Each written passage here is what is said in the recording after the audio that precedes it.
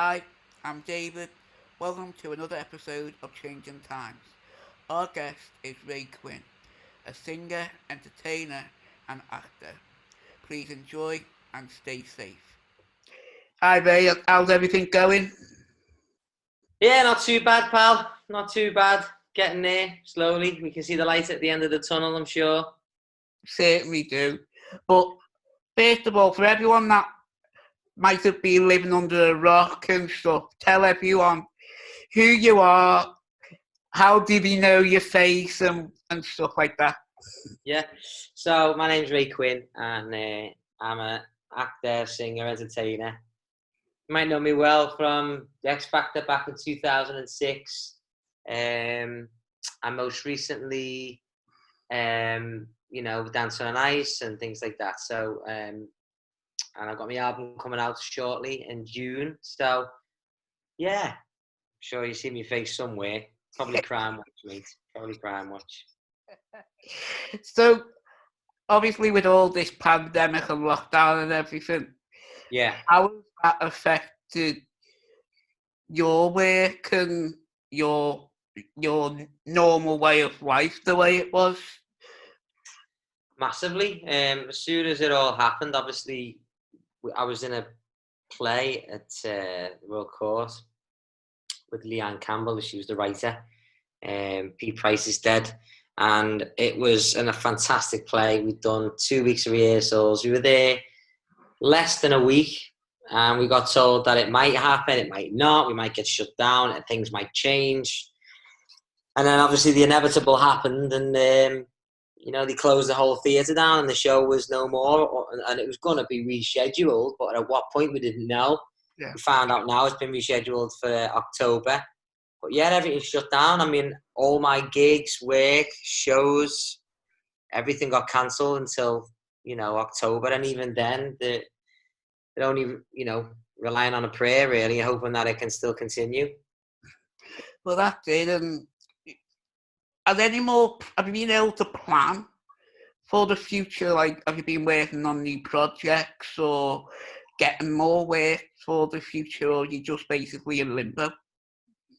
Now, I've been auditioning and things. There's auditions flying about for theatre, and there's also, I've got my record, which I said before, in June. I've got that coming out. So I've been working on that for the last year with the band and everything at Park Street in Liverpool. And I've got work lined up until March, April, May next year. But as I say, it's on the cruise ship, so if there's going to be any flights, we're not sure. It's going to be even allowed onto the ship. I'm not sure. I know they're going to be doing like temperatures of people before they go on the ship, and I know that people are still booking holidays and booking one myself. So I think the uncertainty of it all is a little bit unnerving, but at the same time, even though it's been a really difficult time for a lot of people, not to mention the ones who've lost certain loved ones and whatever, like my dad even went through it, but he's luckily, thankfully, he's got it on the mend now. But I'm just looking forward to it all being back to normal-ish. I just we just don't know, do we? I think the uncertainty of it all is the hardest bit to understand, get your head around, No one knows anything really about it and how we can carry on, really. It's all... I know, yeah. My fear would be, when people do sort of feel like they can get back to normal. Two fears of mine, I guess. One would be, will life ever be the same? Will everybody still be a bit wary and nervous about shaking people's hand? The usual, normal, everyday, hi mate, nice to meet you. Will it be like, oh, hiya, you're right. Yeah, I'm not going to come too close, cause... And then the second fear is that if all things change and everyone just, let's go back to normal. Let's have a party. Let's go and dance. Let's go to pubs. Let's do everything we've just been dying to do for the last however many weeks. That there'll be another spike, and that again will cause more fatalities, and the government will be in a the world will be in a really tough place, as it has been, We'll go back to the way it was, and everyone's stuck in, and and lockdown. Yeah. But I've Yeah. seen, obviously, you took advantage of being locked down, and you spent a lot of time, obviously, with the family and stuff, and doing a lot of Yeah. videos and stuff. How has it been? How has the lifestyle changed now within the household and doing stuff? Yeah, I mean, I'm definitely home more, so I've took the opportunity just to really enjoy it and make videos and try and create memories and pictures and like drawing with my son and opening footy cards, playing football in the garden, and we've made him a little YouTube channel that he's thriving off. He's got match attacks involved and everything, and they've sent him all kinds of stuff, and he's buzzing. So, him and I have become, if it's possible, even closer. Really, just playing together and talking together, and me and my missus as well. We've had to come together to do all the homeschooling, so I've learned a lot, as in like photosynthesis again, all these things that you just forget as a kid, and then you grow up thinking, well, I'm never going to worry about that, but one day you will. And he's sat there and he's going, what is it? So I've got to explain it to him. So Yeah. It is a time where parents become teachers, and we all end up sitting in. But I think the most part, what's changed in my family house is that we've just got to spend more time together. And I think as well, with everything going off, you want to spend more time by calling your family, your mum, your dad. Like, I don't think I've ever spoke to my dad as much in my whole entire life. We're the same. And he's been, obsessed with memes. Yeah. He's been sending me meme after meme after meme, and I'm like, Dad. And it's fun. That's funny, that Dad. Yeah. It was a time.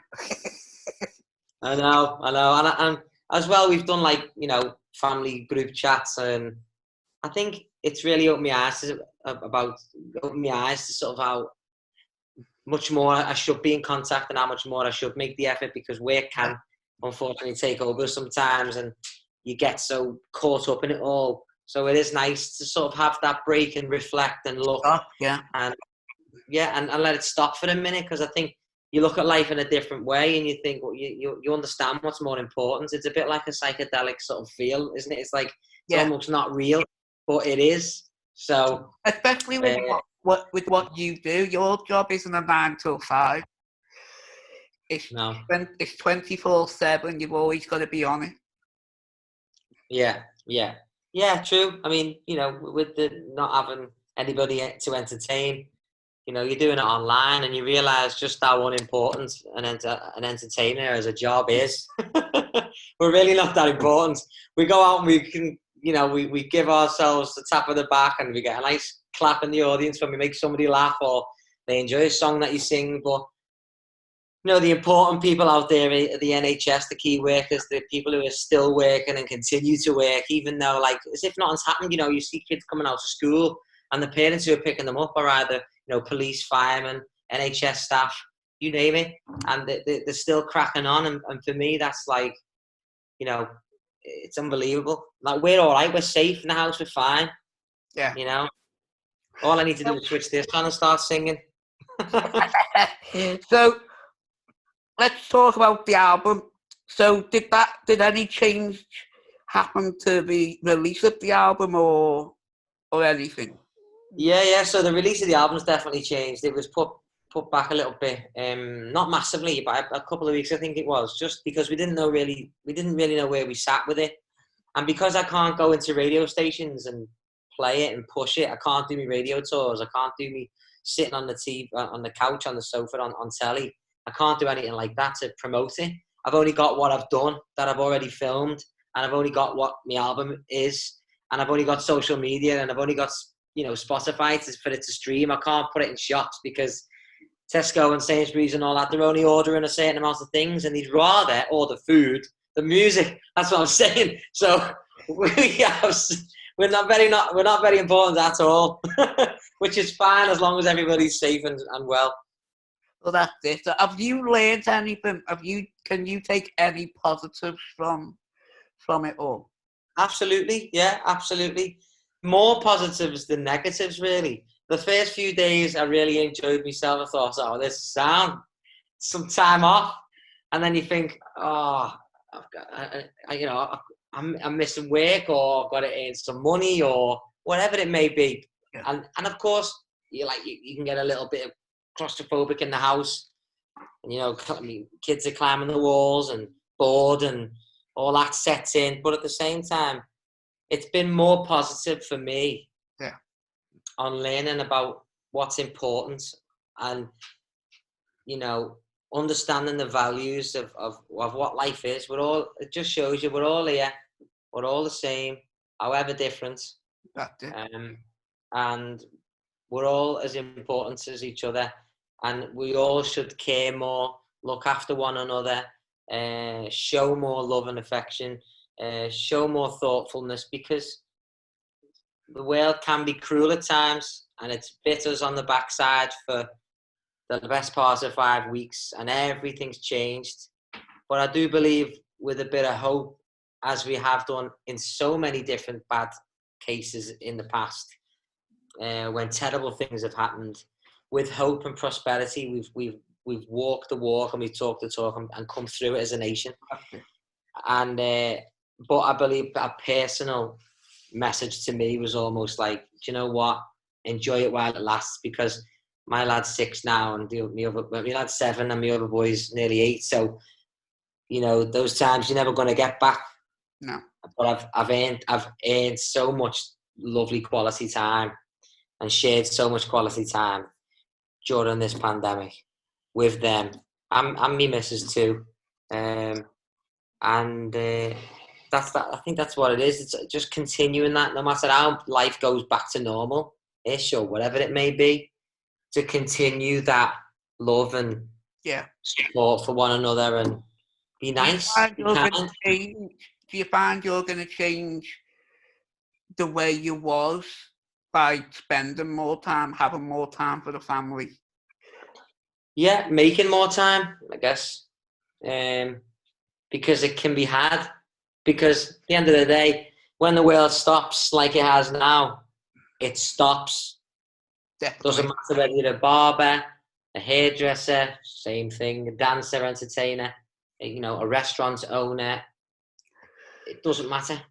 Yeah. It stops. Unless it's food that you can be careful with, as in like getting your toilet rolls and whatever, and people stockpiling and all this, that, and the other. It just showed you everything will stop, and it can stop. Yeah. And if you can do that for yourself, you allow yourself that time to think and reflect, and stop letting life take over you, and running you into the ground. Like, what's the next best thing I want to do tomorrow? Worry about all that the next day, because it'll come.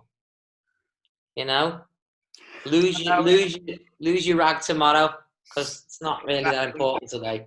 No, it certainly made me reflect on how I was before all this, and I was just taking too much on, and I just need to slow down.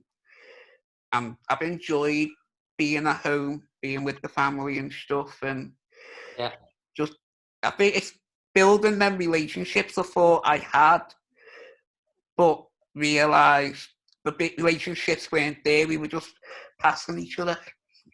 Yeah. It's true. And the more you have to be at home, like I've reignited more things that I enjoy doing that I haven't done before, like a bit of gardening. Yeah. I've never gardened, really. I'm too busy, and that's the problem. If you're too busy, you're too busy for everything. It's not just one thing that it's affected by, it's others. And I know we all have to work, and I know we all have to go out there, and we have to earn a crust, because that's what makes the world go round, and that's what pays your bills. That's what pays for your car, pays for your house, whatever it may be. But being too busy all the time gets in the way of what's important. Exactly. Do you feel as well that people will change towards each other to feel more of a community, like it used to be in the old days? Do you know what? I hope so. I really hope so, because I miss the old days, mate. I know. When you used to walk down the street and, you know, kick a footy, and no one would, I mean, I built a tree house outside my mate's house. Now, if you knock on the door at the wrong time, they're telling you to stop knocking so loud. You know? But yeah, being thoughtful. I mean, you know, I'm lucky that I live in a nice part of Liverpool where people do say hello, and Yeah.